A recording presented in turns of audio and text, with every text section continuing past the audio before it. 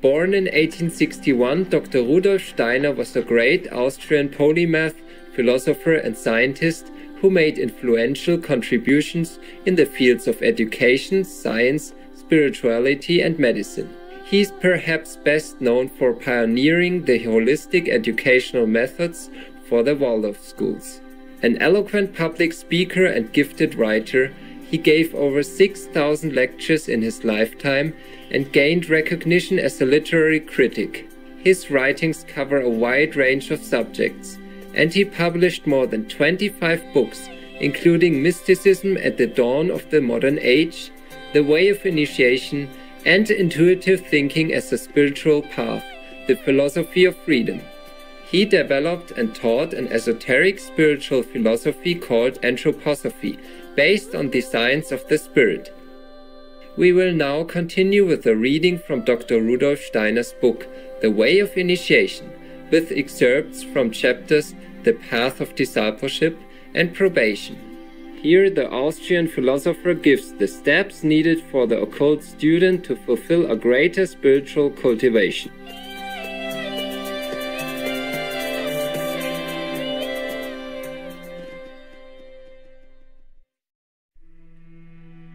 Excerpt from the chapter The Path of Discipleship. The question is often asked, why does a man know nothing of those experiences which lie beyond the borders of birth and death? Not thus should we ask, but rather, how may we attain to such knowledge? The entrance to the path is opened by right meditation. This alone can revive the memory of events that lie beyond the borders of birth and death. Everyone can attain to this knowledge. In each of us is the faculty of recognizing and contemplating for ourselves the truths of mysticism, theosophy and gnosis. But the right means must be chosen. Only a being with ears and eyes can perceive tones and colors, nor can the eye perceive without the light by which things are made visible. Occult science gives the means of developing the spiritual ears and eyes and kindling the spiritual light. There are, according to esoteric teachers, 3 steps by which the goal may be attained.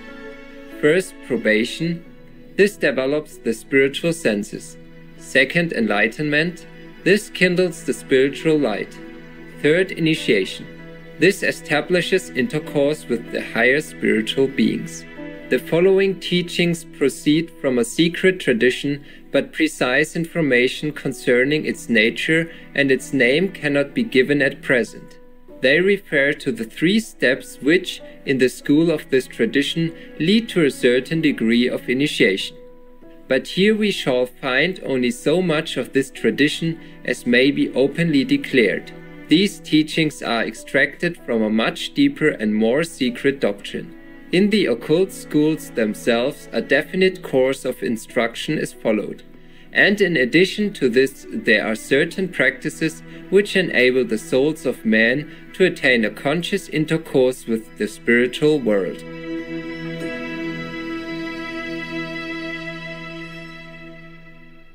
These practices bear about the same relation to what will be imparted in the following pages, as the teaching which is given in a well-disciplined school bears to the instruction that may be received occasionally during a walk. And yet the ardent and persevering search for what is here hinted at will lead to the way by which one obtains access to a genuine occult school. But of course, an impatient perusal, devoid of sincerity and perseverance, can lead to nothing at all.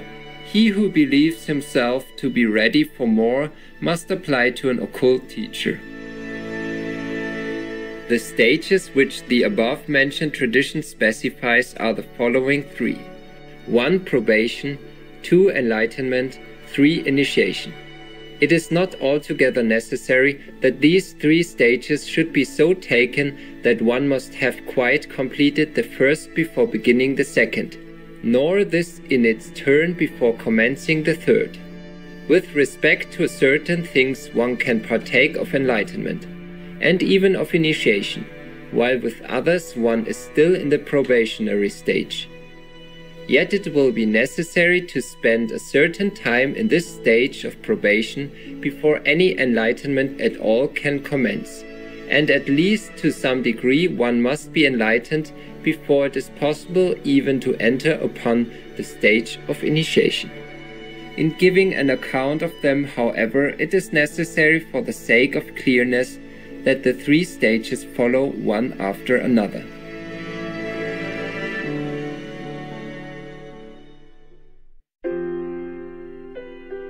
Probation. Probation consists of a strict cultivation of the emotional and mental life. Through this cultivation, the spiritual body becomes equipped with new instruments of perception and new organs of activity, just as, out of indeterminate living matter, the natural forces have fitted the physical body with the various organs so well known to the physical senses. The beginning of this cultivation is made by directing the attention of the soul to certain events in the world that surrounds us. Such events are the germinating, expanding, and flourishing of life in its myriad forms on the one hand, and on the other, the fading, decaying, and passing out of life form, all things so far as perceptible to the ordinary senses. Wherever we turn our eyes, we can observe these things happening simultaneously, and everywhere they naturally evoke in man thoughts and feelings. But under ordinary circumstances, a man fails to grasp the importance of these sensations.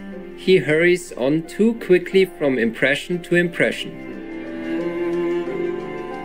What is necessary, therefore, is that he should fix his attention intently and quite consciously upon these phenomena.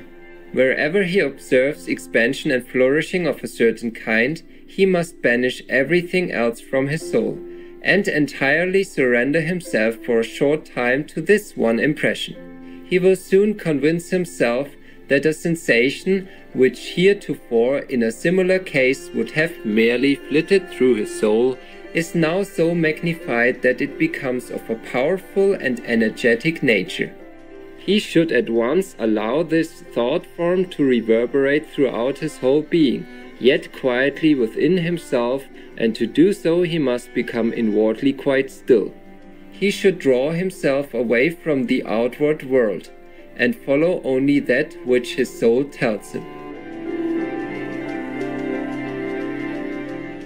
Yet it must not be thought that we can make much progress if we blunt our senses to the world. For one must first contemplate these objects as keenly and precisely as possible, and then give up to the sensations that result and the thoughts that arise within the soul. What is most important is that one should direct the attention with perfect inner balance upon both of these phenomena. If one obtains the necessary quiet and surrenders himself to that which arises in the soul, he will in due time experience many wonderful thoughts and feelings, unknown to him before. Indeed, the more one fixes the attention in such a way, alternately upon something growing, expanding and flourishing, and upon something else that is fading and decaying, the more vivid will these feelings become. And just as natural forces evolve the physical eyes and ears of the physical body out of living matter, so will the organs of clairvoyance evolve themselves from the spiritual feelings which are thus evoked. A definite thought form unites itself with the germinating and expanding object, and another equally definite with that which is fading and decaying. But this will only take place if the cultivation of these feelings be striven for in the way described.